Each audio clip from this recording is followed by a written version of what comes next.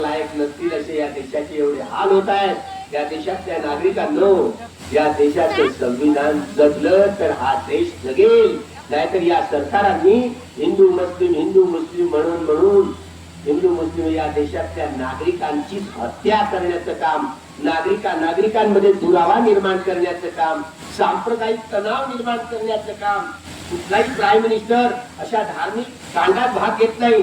स्वतः मात्र राम मंदिराच्या उद्घाटनाला गेल्या हे कसं कायद्याने जाता येत नाही, हे बेकायदेशीर झालं। तिथे एवढा तंटू घेऊन ते नवी संसद निर्माण केली, हे जो खेळखंड आपले सगळं असंविधानिक आहे। मी जर सुप्रीम कोर्टाचा न्यायाधीश असतो मी यांना काळ्यात पाण्यावर पाठवलं असतं, समजत आहे। मग ते देवेंद्र फडणवीस असो, नरेंद्र मोदी असो, भागवत असो, या सगळ्यांना काळ्या पाण्यावर मारलं नसतं, त्यांना फासावर लटकवलं नसतं। फाशीची शिक्षा ही माणसाची शोभत नाही, माणसांना देणे शोभत नाही, त्यांना काळ्याच पाण्यावर पाठवलं असतं। कारण माणसांमध्ये हा पुरावा निर्माण करून या देशाला तोडण्याचा प्रयत्न, सांस्कृतिक राष्ट्रवाद हा धोका आहे, ब्राह्मणवाद आहे। ब्राह्मणवाद्यांनी नेहमीच या देशाचे जाती व्यवस्थेच्या नावावर लचके तोडले।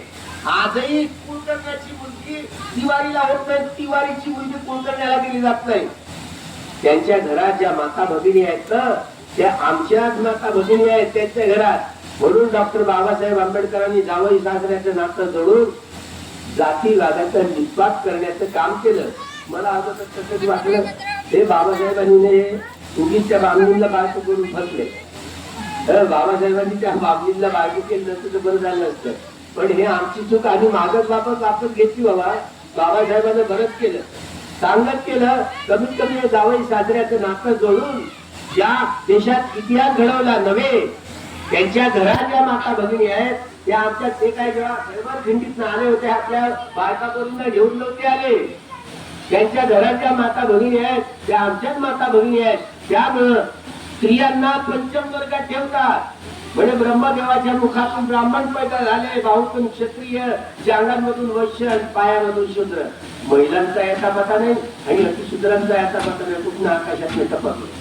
या सगळ्या एवढ्या मिथ्या धारणा घेऊन जगणारे हे लोक आपल्यावर अन्याय करत आले आणि घटना बाबासाहेबांचं नाव घेऊन बाबासाहेबांच्या घटना बदलण्याचा हा मुळात घातलेला घाट होय।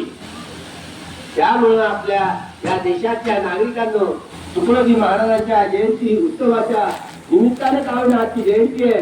हाती न घेता तलवार आणि बुद्ध राज्य करी जगावर हा उपदेश देऊन भगवान बुद्धाच्या सत्सन्मानं हे जग जोडलं जाणार आहे, तोडलं जाणार नाहीये।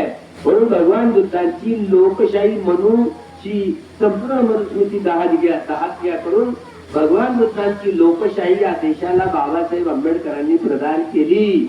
हे न्याय स्वातंत्र्य समता आणि बंधुभाव हे मानवी मूल्य, मी माझे गुरु भगवंताचा सत्सम यातून उचललेले शब्द आहेत, हे फ्रेंच राज्यक्रांतीचं नाही।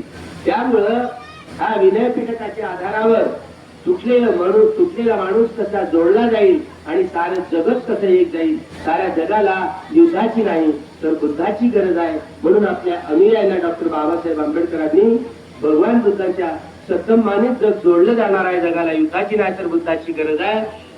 साऱ्या जगाला बुद्ध स्वीकारावं लागणार आहे, तेव्हा हाच नियम सगळ्याला जागवणार आहे, जागी होणार आहे आणि या धर्मांतराच्या लाटा उसळणार आहेत। त्या लाटांचं नेतृत्व करण्यासाठी आपण सजग राहावं। 10 वर्षापासून पंढरपूरला सातत्याने जात आहोत, कशासाठी?